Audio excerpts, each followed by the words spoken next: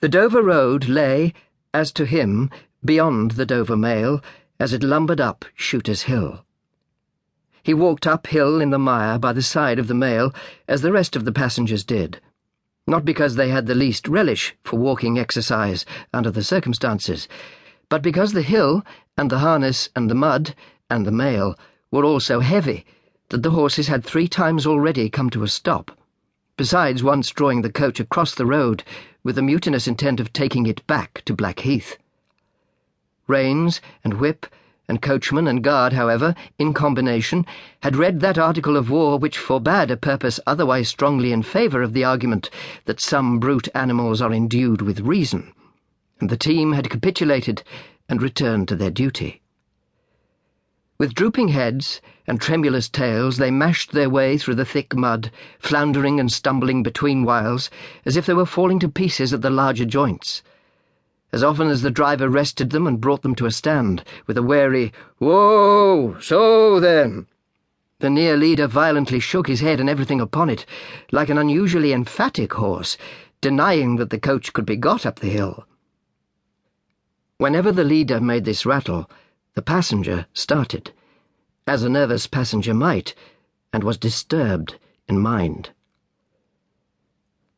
There was a steaming mist in all the hollows, and it had roamed in its forlornness up the hill like an evil spirit seeking rest and finding none. A clammy and intensely cold mist, it made its slow way through the air in ripples that visibly followed and overspread one another, as the waves of an unwholesome sea might do.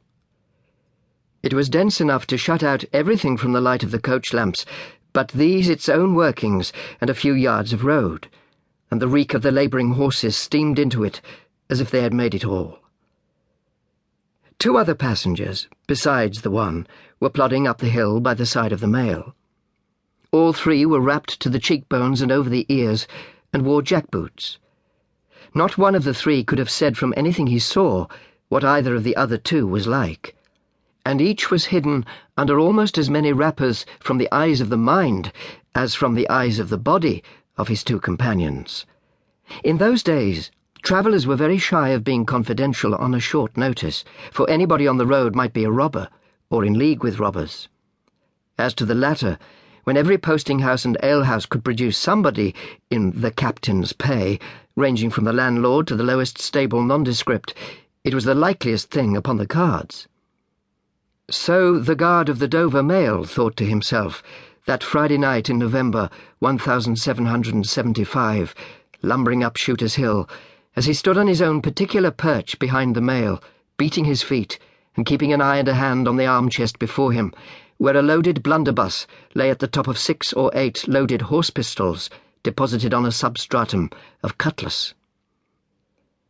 The Dover mail was in its usual genial position, that the guard suspected the passengers suspected one another and the guard, they all suspected everybody else, and the coachman was sure of nothing but the horses, as to which cattle he could with a clear conscience have taken his oath on the 2 testaments that they were not fit for the journey.